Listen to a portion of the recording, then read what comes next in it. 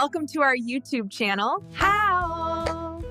And we have a great show for you today. Are you ready to listen? New stories. Welcome back to the Deep Dive. Today we're taking a stack of your sources and we're tackling a challenge that's both practical and, let's be honest, often genuinely terrifying for English learners. How to make friends. And I don't just mean acquaintances, I mean real lasting friendships. It is a huge hurdle for so many people, learning a new language, the fear of misunderstanding or just making a mistake. It can make starting a conversation feel, well, overwhelming. Yeah. They move somewhere new and suddenly that basic social blueprint they've always used just doesn't seem to apply anymore. Absolutely. So our mission today is to cut through that anxiety. We want to give you the specific phrases and the strategies that native English speakers really use every single day. Right. To form connections. We're moving beyond those awkward smiles and, those simple hellos. This isn't just about translating words. It's about understanding the social contract of friendship in English-speaking cultures. The social contract. I like that. Yeah. We'll cover how to break the ice, how to keep a chat going, and most importantly, how to bridge that gap from, a good conversation to an actual specific invitation to hang out again. Okay, let's unpack this. Where do we start? Let's start with the invisible challenges, the ones most people don't even realize they're facing. Okay, so we all know the obvious one, the language barrier itself, that moment of panic when you just can't find the right word. Right. But you mentioned an invisible hurdle, the cultural gap. Yeah. What exactly is that? So the language barrier, you can see that one coming. The cultural barrier is hidden. I mean, different cultures have these fundamentally different norms for personal space, for conversational pacing. Okay. And our sources really emphasize that in many English-speaking cultures, there is this intense value placed on individual privacy. That makes sense, but how does that, stop a conversation in its tracks? It comes down to your choice of questions. For example, a question that might be totally normal and friendly back home, like, how much do you earn? Or, are you married? Oh yeah, big ones? Or even, how old are you? Those can be seen as way too personal when you're just meeting someone here.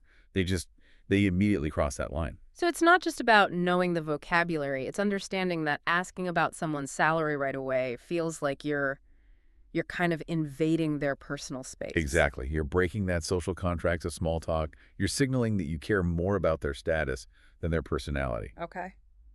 But we really want to reframe this anxiety for you. The fear of rejection, while, it feels powerful, it's usually overstated. Most people are genuinely happy, even flattered, when someone makes the effort to start a friendly chat. So if someone seems a bit distant, it's probably not about you personally. They might just be busy or shy. Precisely. And remember, and this is a big one, friendship is a process. It takes time in any language. You are not failing if you don't walk away with a lunch date after 5 minutes. Right. Your goal for that first talk is just to open the door and leave a good impression. And the key to opening that door is having a solid toolkit of conversation starters. We pulled together the 10 phrases that work in, well, almost any situation. It just takes the pressure off. Let's break them down one by one, and let's focus on why they work. Number 1 is simple, but it's foundational. Okay. Hi, I'm your name. What's your name? It's just friendly, direct, and it sets a social tone. Number 2 is perfect for parties or events where people are already connected. How do you know the host? Or how do you know John? You instantly find common ground. Common ground is everything. Now, number 3 is a great little psychological trick because it starts with positivity. Which is? I love your item. Where'd you get it? A genuine compliment just lowers the other person's guard immediately. You hear this one everywhere. That's a cool backpack. Or I love your jacket. It gives them a chance to talk about something they clearly like. Just remember the key word there is genuine. Right. Don't fake it. Okay. Number 4, the ultimate utility player. What brings you here today? It works anywhere. Anywhere. The gym, a coffee shop, even waiting in a long line. You just turn to the person next to you and say, what brings you here today? This line is brutal. It's open-ended, and you've immediately shared a common experience. I like that.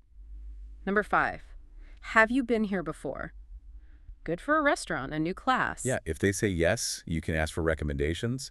If they say no, you're sharing a new experience together. Number 6 is that classic, what do you do? Or what do you study? But there's a catch, right? A huge one.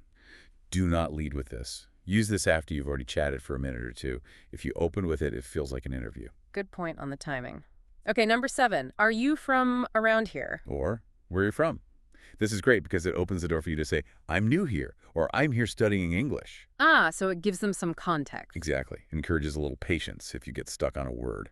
Okay, number 8 is about shared interests. What do you like to do for fun? Or what are your hobbies? This is the core of finding common ground, really. Do you both like hiking? Or maybe you both hate reality TV? Number 9 is good for recommendations. Have you seen this new movie? Or have you tried that new restaurant? Yeah, it's a great way to either offer a suggestion or ask for one. And finally, number 10, the one we both love, the conversational cheat code. This might sound random, but So good. Why does it work so well? it's disarming. It's like a friendly warning that you're about to change the subject. You're signaling, I know this question is out of left field, but bear with me. This might sound random, but do you know if there's a good coffee shop near here? It just makes the person so much more open to helping you. Exactly. Okay, so we've broken the ice. But, like you said, the conversation can't just stop there. The real work is in making it meaningful.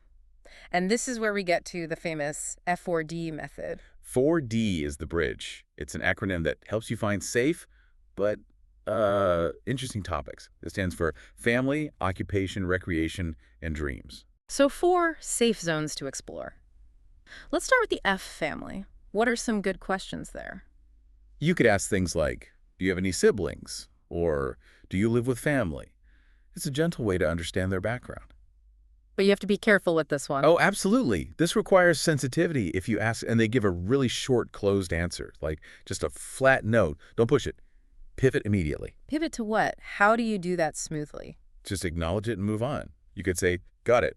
Well, on a totally different note, what are you doing this weekend?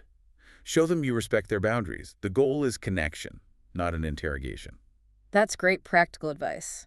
Okay, O is for occupation. We covered that, but here it's about the follow-up questions. Exactly. You're moving past just the job title. Yeah. Ask, how did you get into that field? Or, what do you like most about it? Then we have R for recreation.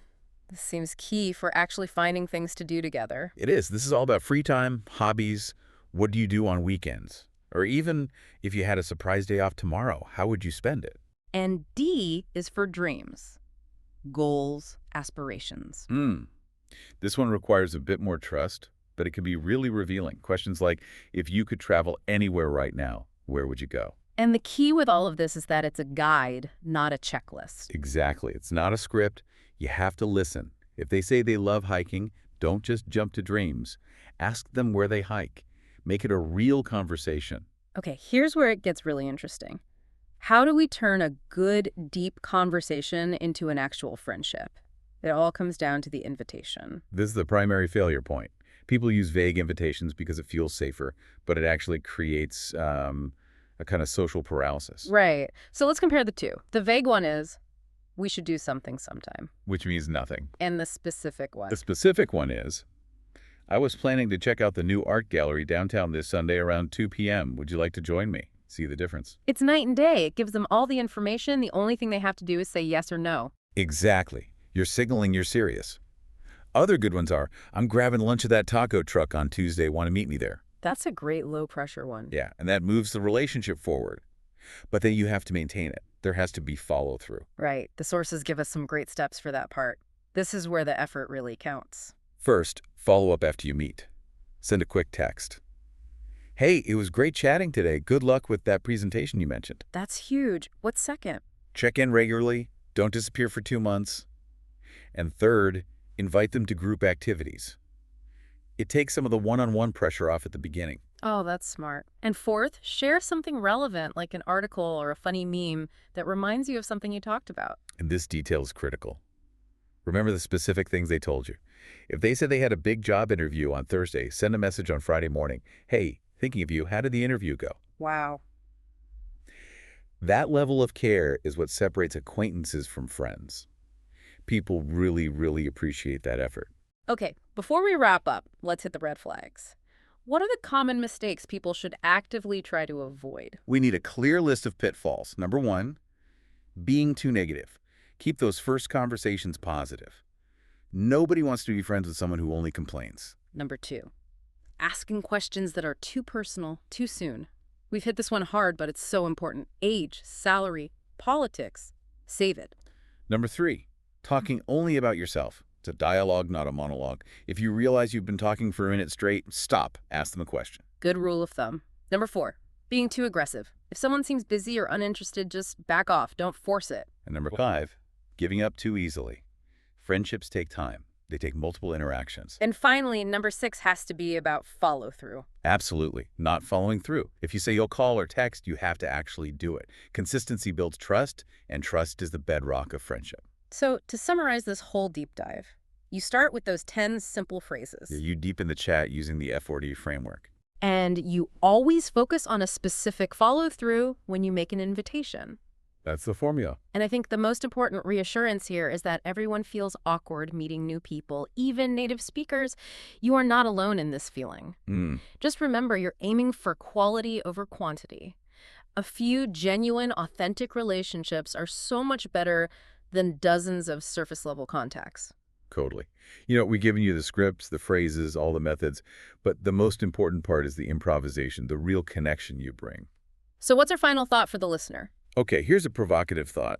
If genuine connection is the goal, what is one nonverbal way you can show your interest in someone, even before you said a single word of English?